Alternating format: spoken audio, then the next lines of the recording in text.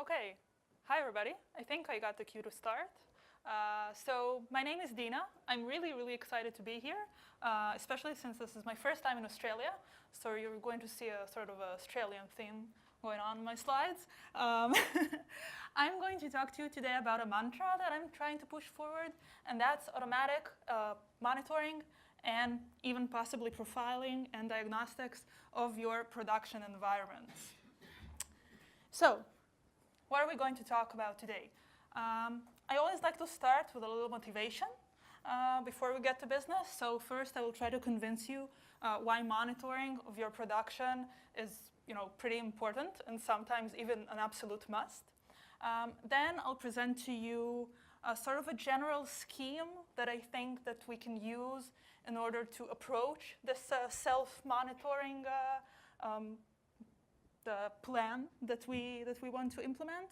And then after all the introductory hand waving and stuff, we'll actually see 4 demos that will show you different aspects of your mostly .NET applications that you can monitor and, as I said before, perhaps even diagnose on your production systems.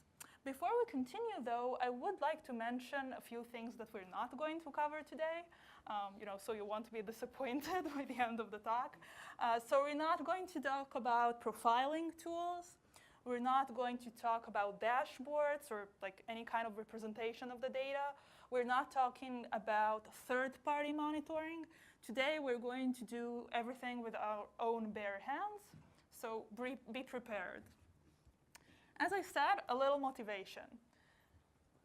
Well, in case it's not obvious by the name and the 2 minutes that I've been talking just now, I think that monitoring is an absolute must.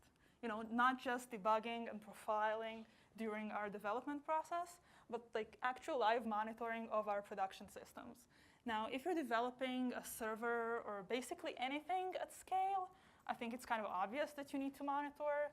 I mean, you have to be on top of things. You can't wait for your users, and you have a lot of users if you develop a server. You can't wait for users to contact you and say that something is wrong. You have to be on top of things and make sure to kind of address the problems before you cause actual negative value to your users. And obviously, you can't do it manually. You can't just log on from time to time to your server and check its metrics and check its health and stuff like that, because there's just usually too many instances to monitor, so you can't do it manually. This is a quite obvious case, though, as I said. What I want to add here is that, at least from my perspective, it's also very important to monitor or self-monitor simple desktop applications as well. Because unlike in servers, where you usually, not always, but usually have access to your servers, so you can check them and connect if you have problems and monitor them, at least the simple metrics.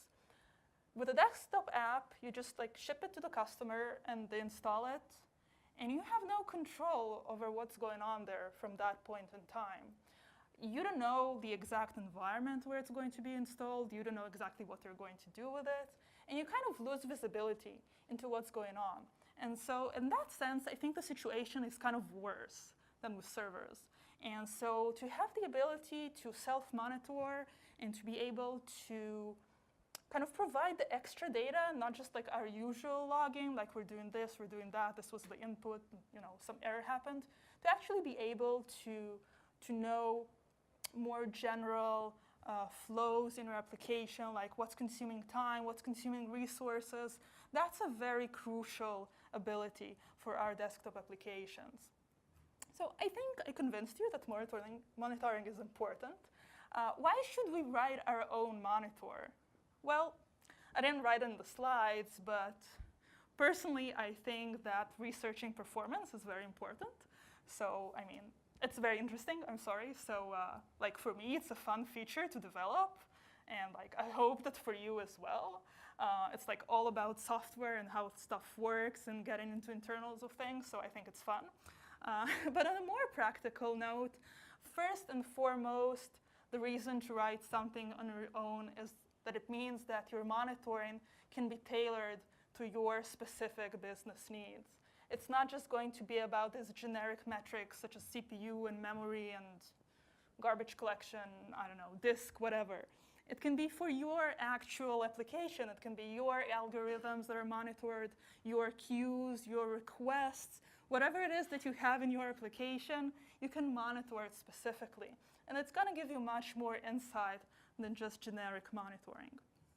The second reason that you're going to benefit from writing your own monitor is that the diagnostics data, it will flow from ground up. And what I mean by that is that you don't have to kind of redirect the data into an external dashboard or tool, wait for it to analyze the data, wait to get a notification, an alert in the middle of the night, wake up, scratch your head, start thinking, well, what should I do? No, like the application can become aware of itself, self-aware. It builds, it collects the telemetry, and it knows what's going on. And you can even actually, and we're going to see examples of that later, you can even perhaps, do something with that data and try to mitigate some negative value that might be going on, or like try to restart, or, well, again, we'll see later some examples of what you can do.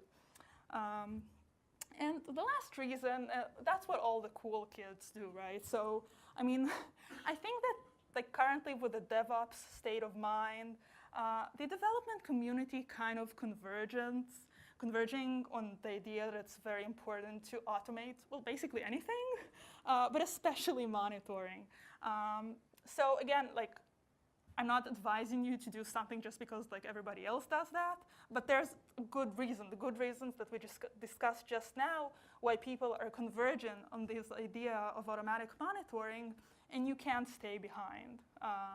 If your software doesn't do as well as others, you will be left behind, and you don't want that, I guess. Cool. So how do we go about implementing this, our grand target of self-awareness, self-aware applications? After all, we can't just attach a profiler or a debugger to our production system because obviously the overhead is going to be too big. So I suggest, I think it's not surprising, to use a kind of a hierarchical scheme, okay? So what we're going to do is that we're going to use the cheapest tools available for us to monitor anything that we need to monitor frequently for all of our basics, right? So that could be CPU, memory, disk, all of those generic stuff that I talked about before. Usually these would be just numerical values that represent resource consumption.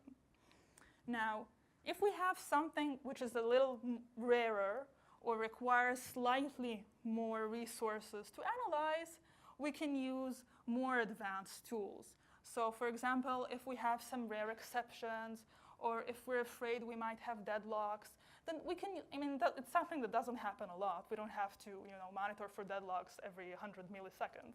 So, excuse me. So we can invest a little more time into that, but just do it less frequently. And then if worse comes to worst, and we actually diagnose that our application is having a problem, it's deadlocked, it's using too much CPU, it does too much GC, it leaks memory, I don't know, your queues are too large, your requests time out, everything's failing.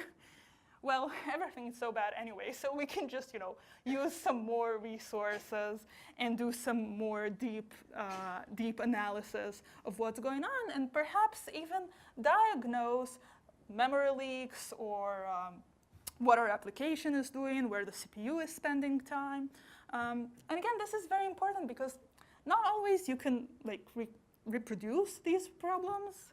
And getting this information right from production will give you a huge benefit in debugging later and trying to figure out what exactly happened. You'll just have the information coming straight from your application.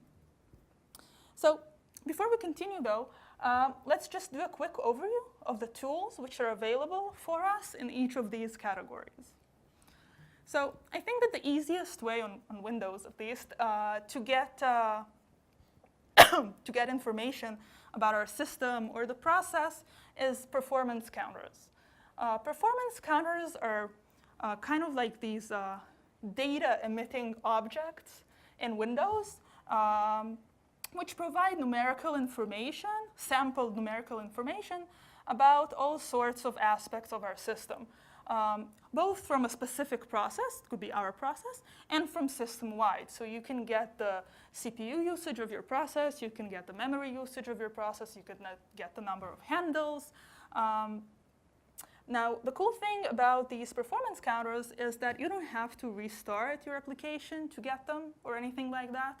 You just need to turn on the specific performance counter that you want to monitor and kind of tap into it using an API, which is available for us both in .NET and C++. As a side note, I'll mention that you can also emit your own performance counters. So I was saying before that you can monitor, for example, queue sizes. You can emit these queue sizes as a performance counter, and then that would sit like very nicely with the architecture of the monitoring. If we're monitoring performance counters anyway, then we can also monitor our own custom values this way. If you don't want to use performance counters for some reason, for example, because of localization issues, actually they have like string names and they can depend on the locale of your machine.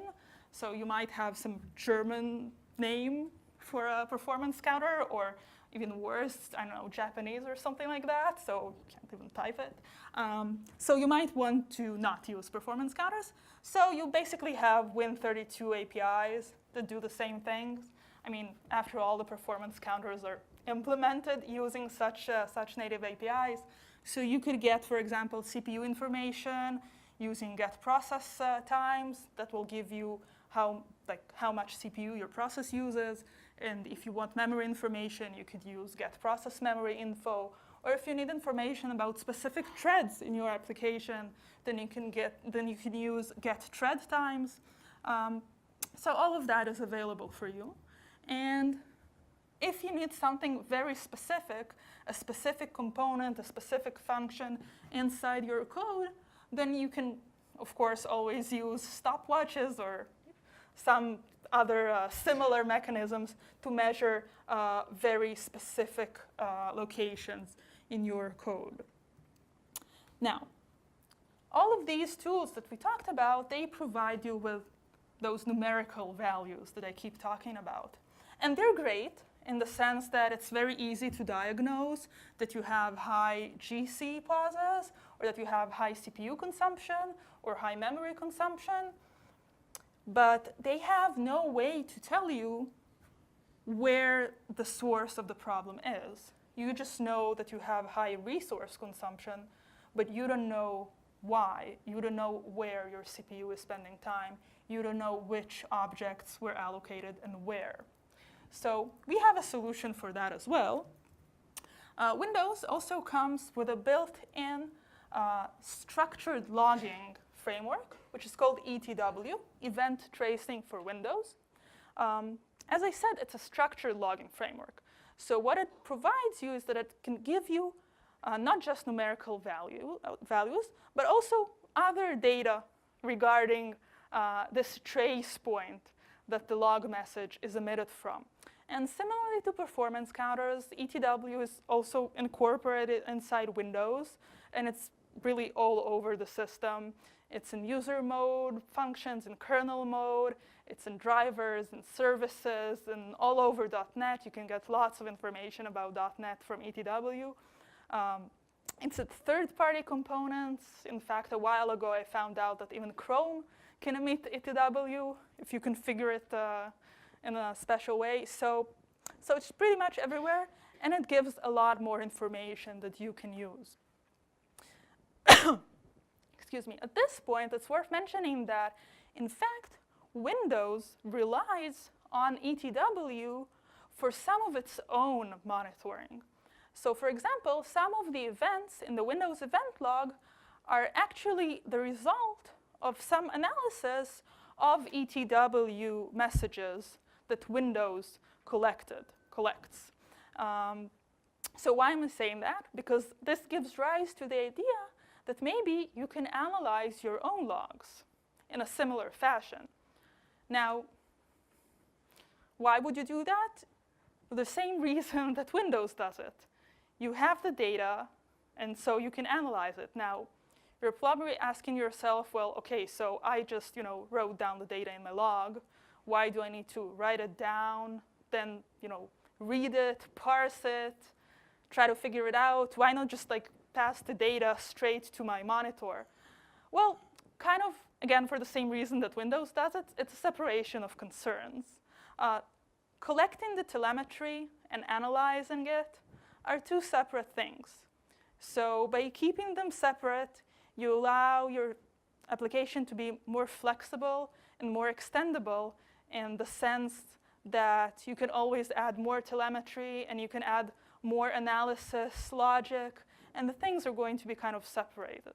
So it's mostly an architectural thing. Now, another route you might choose to take is to use CLRMD. CLRMD is a C# open source library. It's available in NuGet. It's developed by Microsoft. And what it gives you is a programmatic API for all sorts of debugging operations, which before this library came to be, were only available when you were using a fully fledged UI debugger. So you can attach to a process, you can read its memory, you can look at its threads, look what the threads are waiting for. So you analyze locks, you can see the types that are allocated, you can get information about the generations, and everything basically that's in the memory space you can get using CLRMD. And it's actually available both for managed and native applications, so just take note of that. Now, the good thing about CLRMD, aside from its convenient API, and it is very convenient, that it's actually able to attach to applications in a passive mode, non-invasive. And that means that the same terms exist for when you attach a debugger to an application. I think that WinDebug asks you if you want to attach passive or non-passive. And what it means is that if you attach to an application in a non-invasive manner, then the time that it pauses is going to be, well, non-existent or at the very least minimal. And that's very important because you're in production, right? You don't want to pause your application for too long because you're collecting statistics. You need to do work. So that was an advantage of CLRMD. If you're willing to invest more time into your diagnostics on production, you can use the CLR profiling APIs. They're much more extensive than what CLRMD provides. They give you a ton of information basically about anything that happens in your .NET runtime. So that's app domains, assembly loading, JIT, thread creation, everything that's going on in GC. But as you can imagine, it has quite a large overhead, and even the official documentation states that using the CLR profiling API is not supported on production for high availability systems. So this is really a last resort if you absolutely, all hell broke loose and you have to do something. Along with the CLR profiling API, there's also a CLR debugging API, which again provides much more functionality than what CLRMD does. It actually allows you to set breakpoints, to get notified about exceptions, to modify state. Really, I don't think you're going to use it, but just felt like, if I'm talking about the CLR profiling API, I should probably mention the debugging API as well. And lastly, there's always the option of hooking the APIs that you want to monitor. Now, the overhead of using hooks, it basically depends on the amount of work that you're going to do inside the hook. So I wrote it down as an invasive analysis API. It is invasive. It's very invasive. But it doesn't have to be costly. But the main problem with hooks is that it's usually pretty hard to implement them like 100% correctly. And from my experience, at least, when there are several softwares on your machine that do hooks, and like, for example, antiviruses tend to do that, and like all sorts of security software do that. If it's not done 100% correctly, then all these applications kind of start clashing with each other, and it doesn't end well. So I don't recommend doing that unless you absolutely have to. And in general, today, we're not going to see examples of anything on that slide, both because it's too complicated, and like I don't think that you'd usually get to it. We will see examples of ETW and CLRMD, which I think are suitable for production, and you can get lots of useful information from. Which finally gets us to ending all the hand waving and the introductory stuff.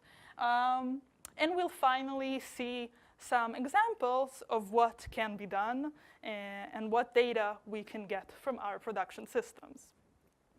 So the first thing we're going to see is CPU profiling. Now, I was talking before how we do our own monitoring because it's going to be tailored and customized to our own specific needs, and like then all my demos are going to be generic stuff like CPU and memory. And well, first of all, because these are stuff, although they're generic, they're important, but also because I just want to show you like the general idea of what can be done. And you obviously, like, there are a lot of people in the audience. Each of you probably has different business needs. So I want to show you the general stuff so that you can later use the tools and ideas that you learned today and apply them to your own applications. So back to CPU profiling. It's going to be relatively straightforward, but I think that even that is going to add a huge benefit to your applications. Imagine that instead of the users calling you and complaining that the application is hogging CPU, and they don't know how to reproduce it, like they don't know why it happens, right? And so instead of you having to immediately schedule a support meeting with them, maybe one of them in the States, another in Australia, another one somewhere in the Middle East, so 3 different time zones, you have to get all the people together, start attaching a profiler, and like you need to get approval to put a profiler on the customer's machine, which is, trust me, it's not trivial. So it gets messy, and imagine that the application could just, like write down in the log file, here at this time, at this date, I used 80% CPU. This is the function that was called most of the. You use 70% of the CPU, and this one was 10% of the CPU. And here's all the data, and like go fix it. So that's a huge thing, and especially huge on these desktop application scenarios that I mentioned before, because the environments of the users are so different. And many times they really don't know how to recreate the issue, how to reproduce it. You have no idea. Like they say, I click this button, and you click the button, and everything is okay. Plus, their machines are different. They have, maybe they have 2 cores. On your development machine, you have 8 cores. So it's all very different. So this will allow you to just kind of get the answer that you were looking for. So that was a little motivation. Let's actually start. How are we going to get about this? So as I said before, the first thing we're going to need to do is to monitor the basics, right? So a simple numerical value representing the resource consumption. And in our case, that's CPU usage. So we're going to use performance counters to monitor that. There's a performance counter, which provides CPU usage for every application on our machine. And we could, for example, you might have a better logic like on your machines, but what I implemented in the demo that we're about to see is that, for example, if the application uses more than, I don't know, say 80% CPU over 10 seconds, then something is wrong. Let's start getting more data. And what this data is going to be is that it's going to be data from ETW. I didn't tell it to you before, but ETW is actually able to provide me with call stacks for each of the events that it emits. And so, in fact, by simply sampling the CPU every, say, 100 milliseconds, I can get a pretty good sample of what the application is doing. And this is, in fact, the same result that you would get by attaching a sampling profiler to your application. So we're going to turn on ETW and collect these call stacks for a while. Now, usually what you would do with ETW is that you would record it into a file and pass it to development for analysis in some freely available ETW tools. But using an open source project, which is available on GitHub, called LiveStacks, you can actually translate the program pointers, the addresses in memory, into real function names.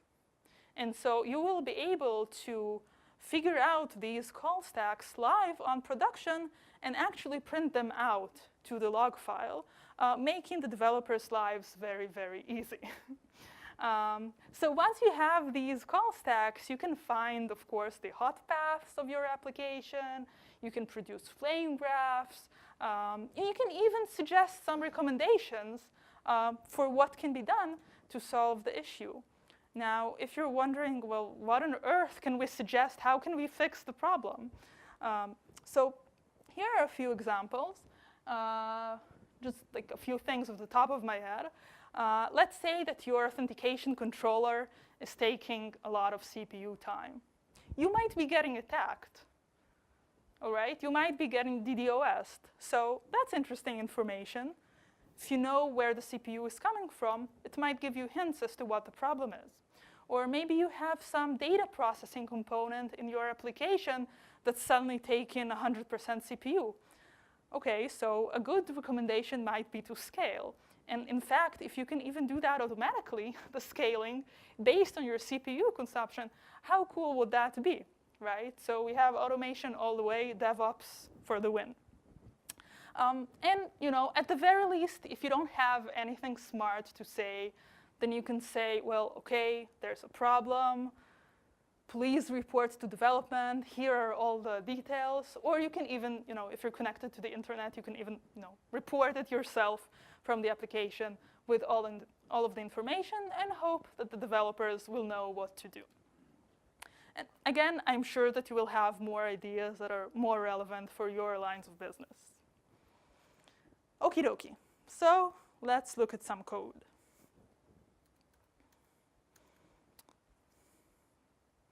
Didn't work. OK. Let's look at some code. So we have a web application here. Here it is. Amazing web application. Doesn't do a lot of interesting stuff. Just some fine tailored demos with problems that we're going to encounter today. So we're going to start looking at the CPU. Let's first look at the code for the CPU usage monitor, and then we'll run the application and see what happens. Can everybody see the font, like right back in the end? No, you can't, right? I was hoping it was too small. Hoping? No, I was afraid it was too small. Sorry. Is that OK? Good.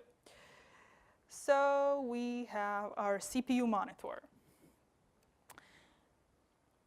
Before we look at the CPU monitor, let's just look at some base classes that we have here. I'm not sure that code-wise this is the best design, so don't necessarily go copying it the way it is. It's just something for the demos.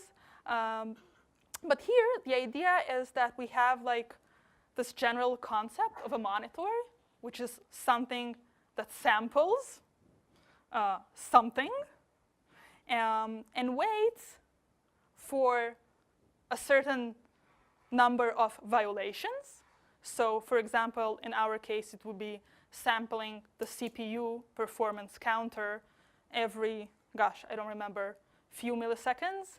And if it passes 80, 90, whatever %, then we start doing some intensive sampling, okay? So this is the base class. It does nothing, so there's nothing inside here. But here we can see the implementation. So we have the performance counter, and we have a timer, which samples the counter every interval. And we can see that here. We sample the counter using the next value API, and we count the number of thresholds. And if we passed the number of violations, if we passed the threshold that we're never supposed to pass, then we start our intensive sampling, our intensive data collection. And so again, in this case, the intensive data collection basically does nothing. This is the base class.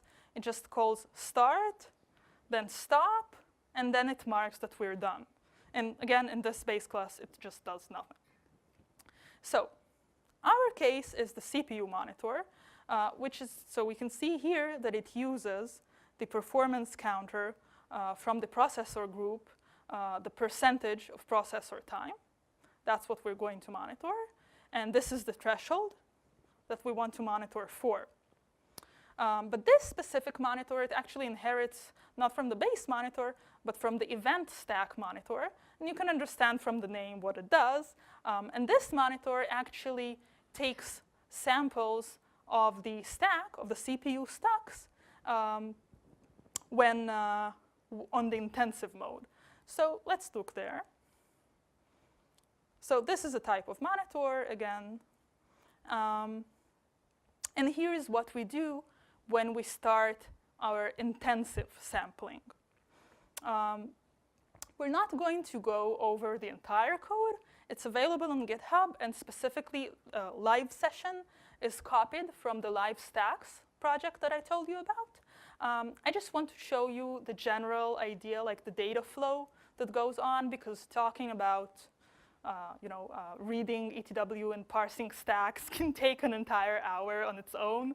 So we're not going to dive into that.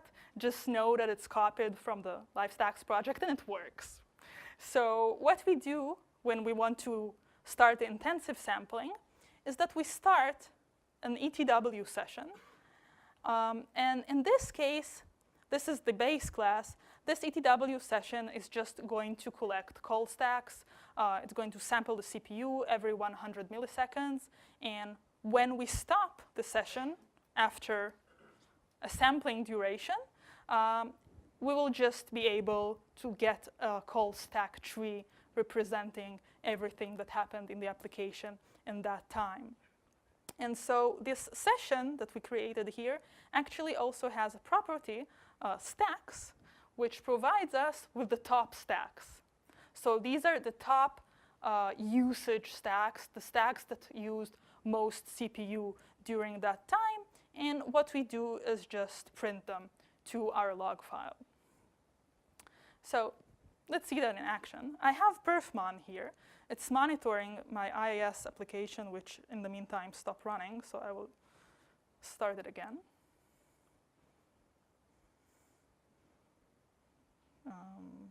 Excuse me, starting it again.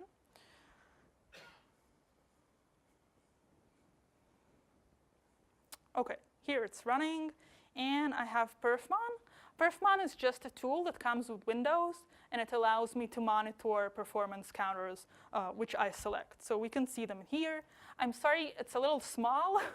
I don't know how to make it larger, but we monitor the processor time. That's the blue line here that we see.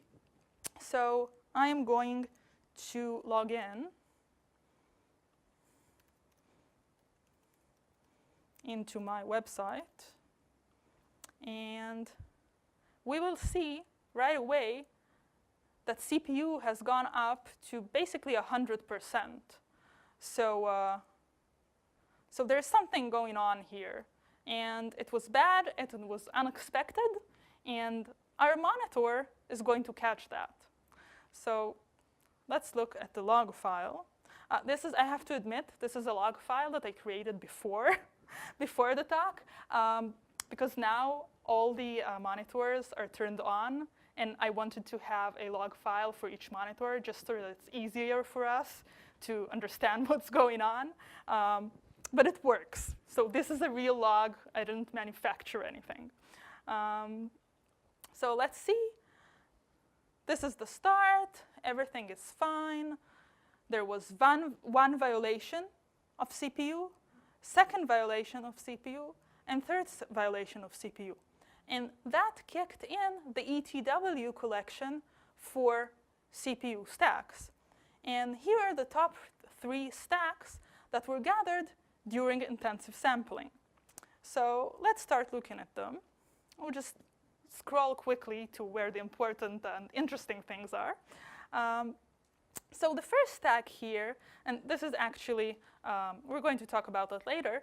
The first stack is actually for the monitoring code itself, which is a little sad, I know, but this is a very weak machine. It's a VM, it's on my Mac. It doesn't work very well, and I will talk a little more about it later. So if we go down more, we see more stacks, and this is actually interesting. I'm not sure if there is much to do about it. Can you see the font at the end, by the way? Good.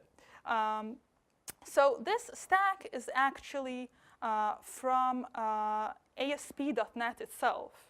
And so I'm not sure if I'm not an ASP.NET expert, so I'm not sure if there's anything we can do about that.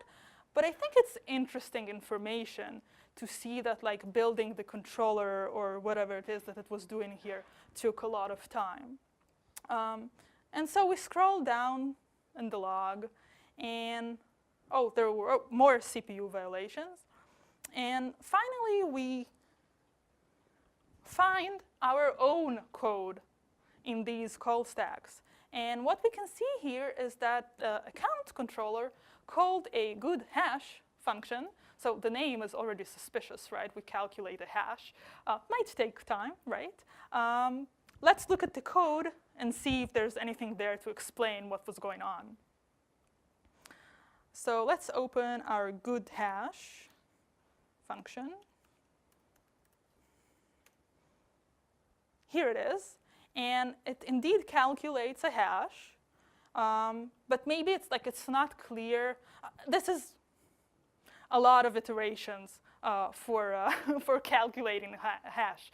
So that explains why it took such a long time, but we're not sure why it was called. So, I mean, this has to do more with knowing your own code, but we can see that in our specific example, only emails that end with Gmail call the good hash function. So we have a CPU hog in our code, and we found it because the log actually contained the data saying which function was using all that CPU. And I think it's pretty cool. OK, so our next example is going to be about monitoring for GC performance. Or in fact, not exactly GC performance, but rather certain usage of memory traffic in our application that can lead to GC performance. And specifically, what we're going to monitor is the allocations, the rate of allocations that our application does. And the reason that I want to monitor that is that, again, if we have too much allocations, then we might cause long GC pauses. And these are very important to avoid. Of course, in servers where we have to answer requests, we can't allow ourselves to stop for a long time. But it's also very important in those simple desktop applications that I keep coming back to. Because imagine a UI that has hiccups because of long GC problems. Users are not going to like that. In a sense, I'm not sure, but as a user myself, I think that when a UI gets stuck, it's more frustrating for me than having to wait for Google to return results. I don't know, because the server is doing something. Okay, I don't know, it takes a while. But when your UI is stuck, it's really annoying. So we need to avoid that, and I want to be able to monitor for such potential problems in our applications. So very similarly to what we did with the CPU, we're going to monitor the rate of allocations performance counter. And when it exceeds a certain threshold, again, similarly to what we did with the CPU, we can use more data from other sources to get more information. So for example, we can use ETW to get information about GC and about allocations. We can actually get information about all the allocations that happen in our application, what type is allocated, what's the size of the allocations. We can also get information from ETW about GCs, about how long GC takes, about how many GCs we have, about what kind they are, what generation, how much memory was reclaimed, how much memory was promoted. And we can even attach, and we're going to see CLRMD in action with this demo, we can attach CLRMD to analyze the heap and see even more information about what's going on inside our application, how many instances we have of each type, what's the type of the memory, what segments we have, and so on. So let's see that in action. This time we're going to look at, sorry, not the leak, the alloc monitor. So alloc monitor is, again, it's inheriting the event stacks monitor, because we're also going to be interested in stacks. But this time, it's not going to be CPU stacks. It's going to be the stacks of where allocations are made. Because the ETW provider that we are going to turn on is the one providing us with information about allocations. And as I said, ETW is able to provide a call stack for each of its events. So this time, the events are of allocations, and so the call stacks are going to be of the allocations. And we will also have information about the type and the size, as we will see in a moment. So let's just quickly have a look. Like in the CPU monitoring, we're going to monitor the basic data using performance counters, using the allocated bytes per second performance counter. And once we pass this threshold, we are going to invoke the intensive mode data collection. And as I said, in this case, what we're going to be interested in is the event of allocation. And let's see what happens here. Each time we get an allocation event, the type of the data is GC allocation, tick, trace data, whatever. But it has some interesting properties. For example, it has a property of the allocation amount, and it has a property of the type that is allocated, the name of the type. And so what we're going to do is that we're going to keep this dictionary here, allocs per type, which will tell us how many allocations we did throughout the time of the intensive sampling for each of the types in our application. So like in the end, you would know we had 10K of strings, 1K of ints, and I don't know, 100 mega of byte arrays or something like that. So that's the data that we are going to collect throughout our intensive mode. And when we're done, what we're going to do is that we can just take all of these allocations, order them by the size, and print them to our log, specifying the most allocated types during the intensive mode. Another thing that we can do is to print the heap breakdown. Now, what's the difference?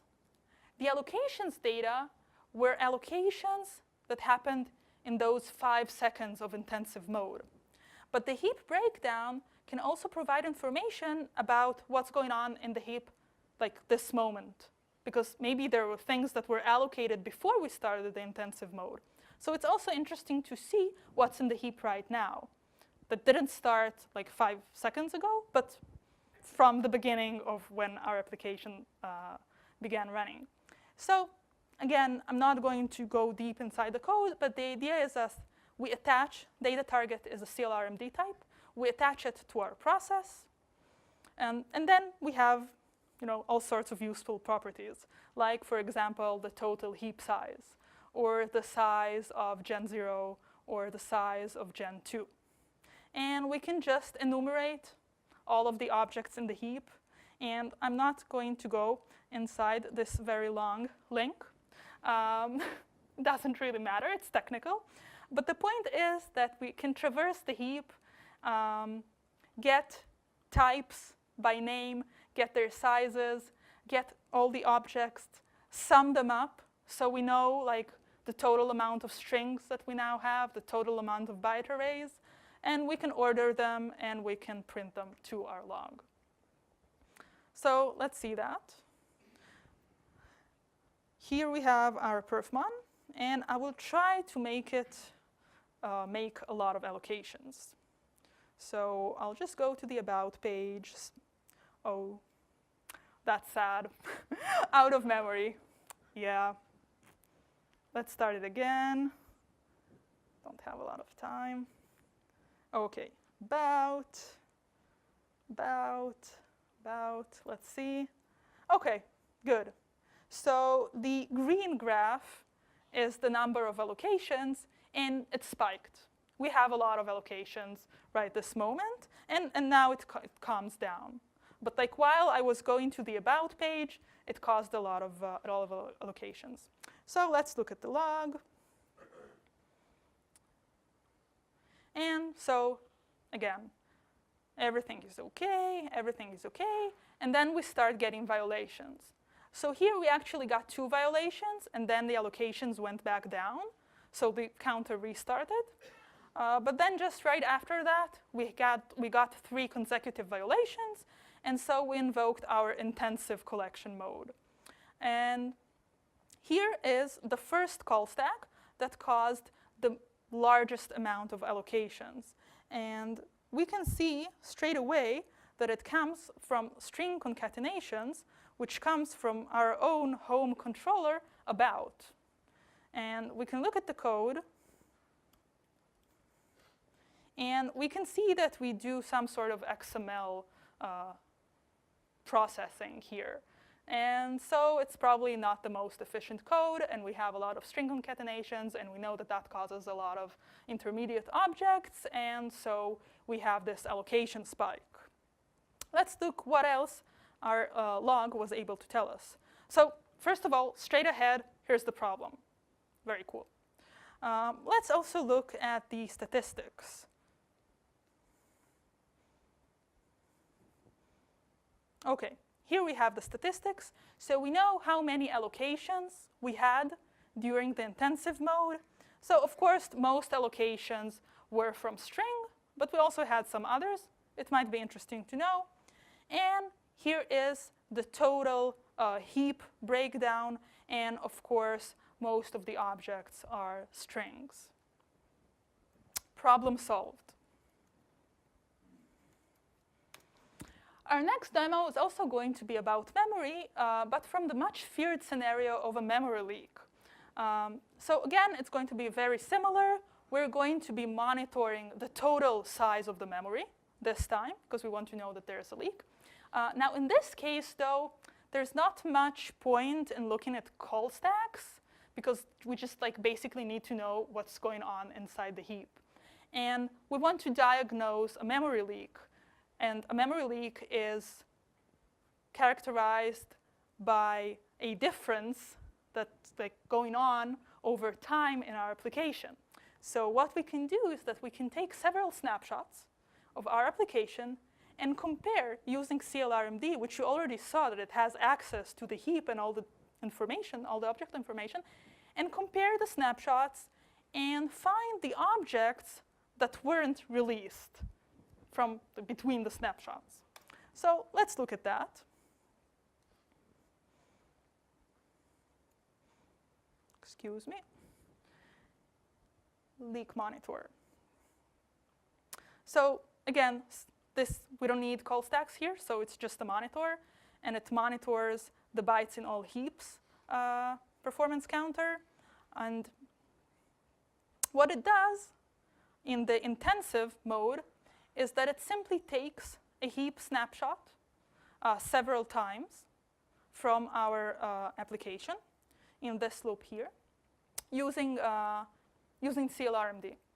Now note that before taking a heap snapshot, we call GC collect. And that's because if we want to compare which objects weren't released, we need to make sure it's kind of like a clean heap snapshot because we don't want to take into account objects that are about to be released anyway. So we take a snapshot, wait a little, take another snapshot, wait a little. And after we're done with that, we just compare all of the snapshots to each other. So again, I'll just show you really quickly. There's a big link query here. Basically what it does is, again, it creates like dictionaries by type of the number of objects, and that's the number of objects, and the total size that these objects take in the memory. And once we have these two dictionaries for each of the snapshots, it's really easy to just like go over them and calculate the difference between them. I won't go over that because first it's technical and second we don't have much time. And also I'm afraid that because of the time, I won't show you the demo live, but like believe me that there's a certain page that I can go to and it's going to, you know what, I have to show it to you. So, okay, we have our perfmon here. Maybe we should start again, just to make it clean.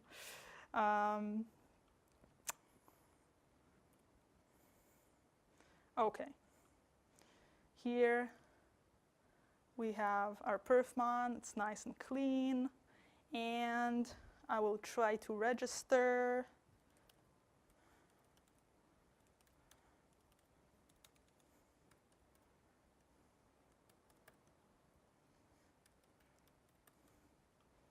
And let's see what happens here. So the bytes in all heaps is the red graph. And you can see that it's growing. See? Every few seconds, it grows. So we have a memory leak. Let's look at the log file. Leak. OK. So again, like before, at first, everything was OK. Memory was pretty flat. And then suddenly, it passed the threshold that we defined. So it invoked the intensive sampling mode, and it calculated all those dictionaries, and it took 3 snapshots and differentiated between them.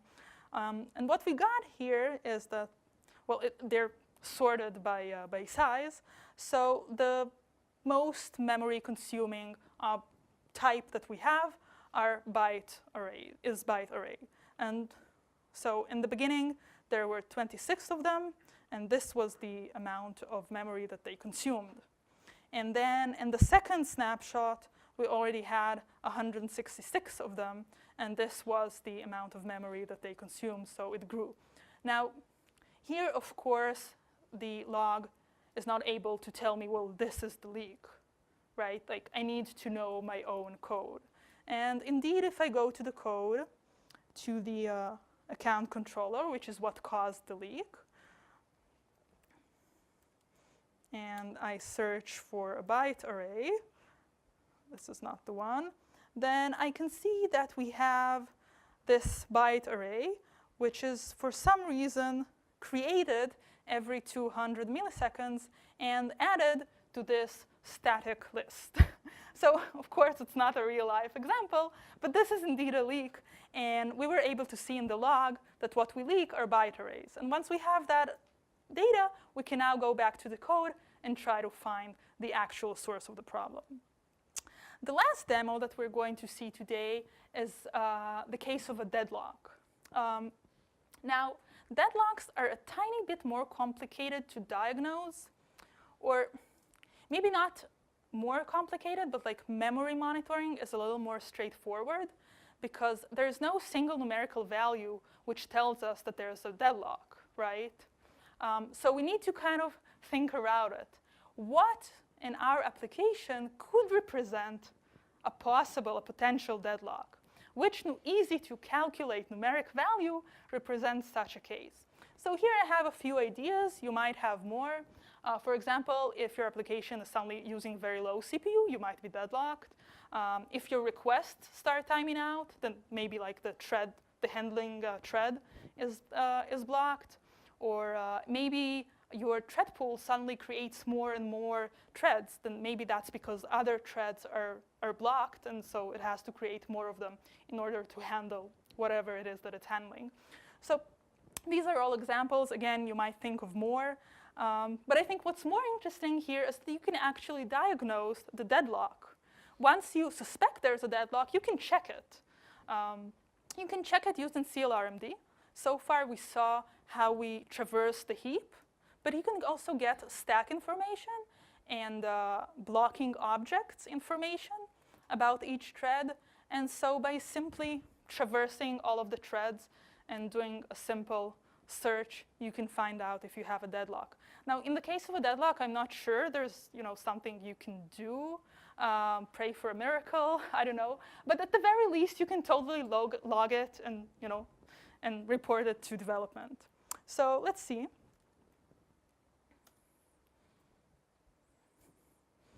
Good.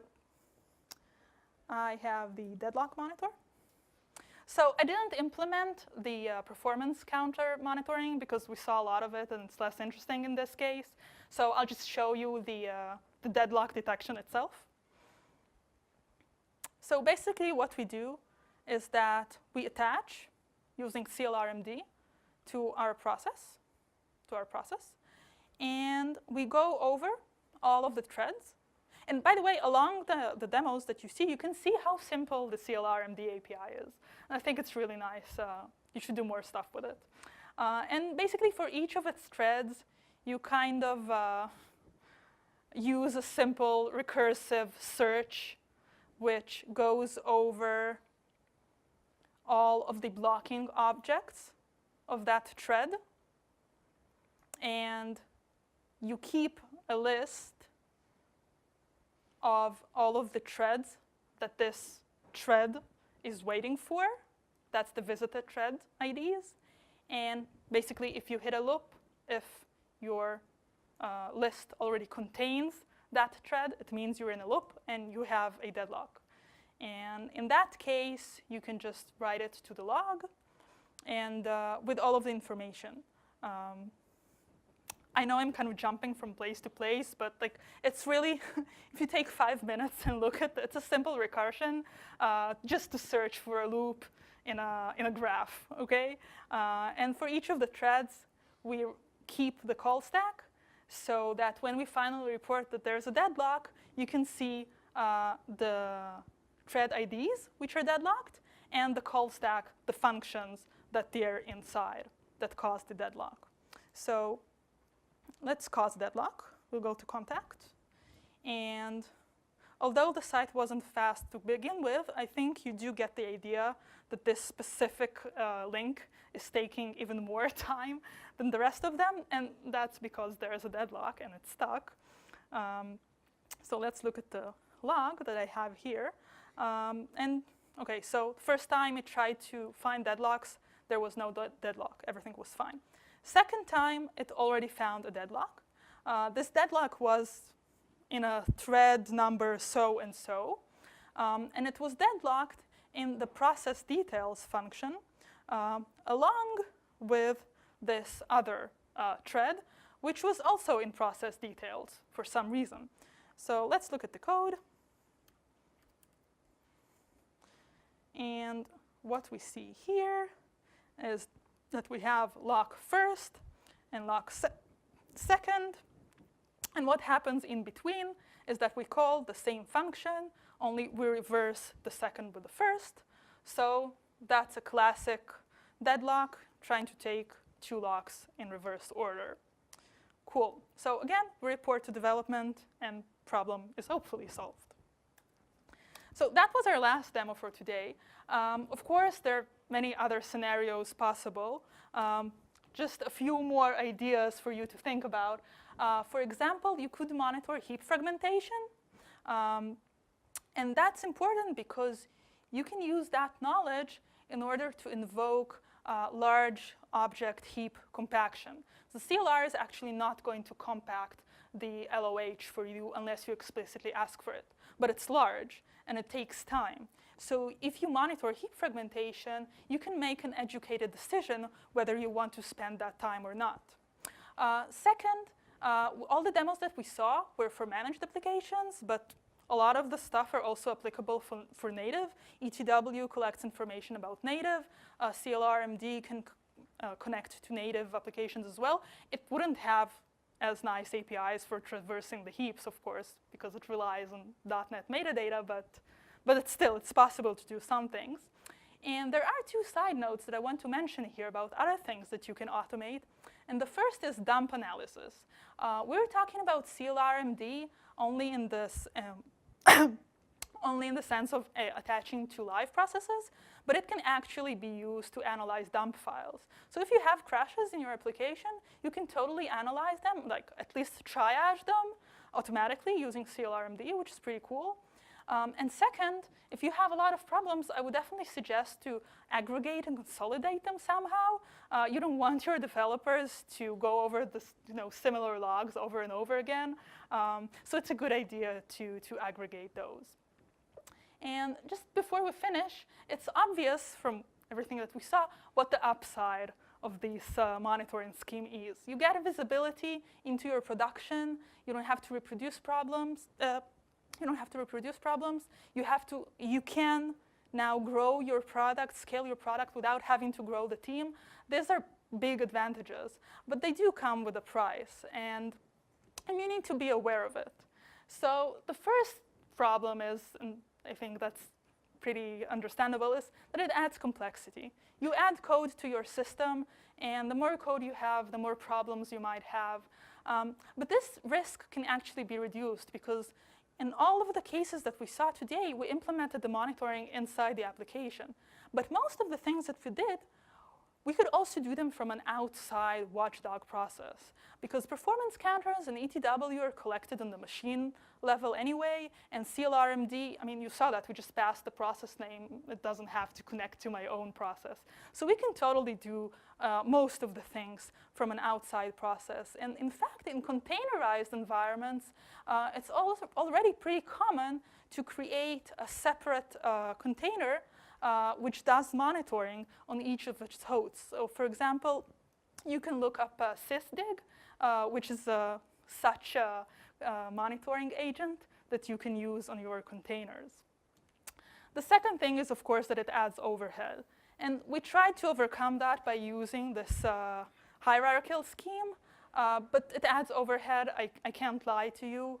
And in fact, you already saw in the logs today that some of the stacks were from our own monitoring code. And in fact, it happened to me with our real clients a couple of weeks ago. Client was complaining about high CPU usage, and we attached the profiler, and we saw that our code was writing down stacks, and that's what was causing the high CPU. So, the extremely high CPU. So it was already in high CPU, so it wanted to write down some data, and it only made it worse.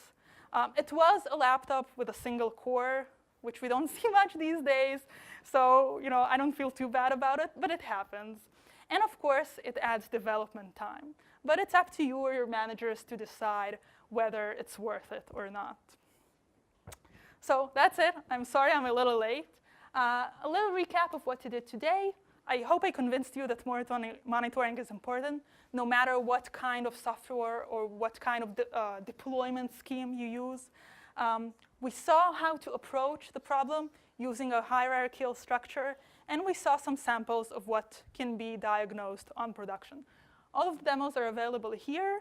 Thank you, and I'm sorry for keeping you a little late again.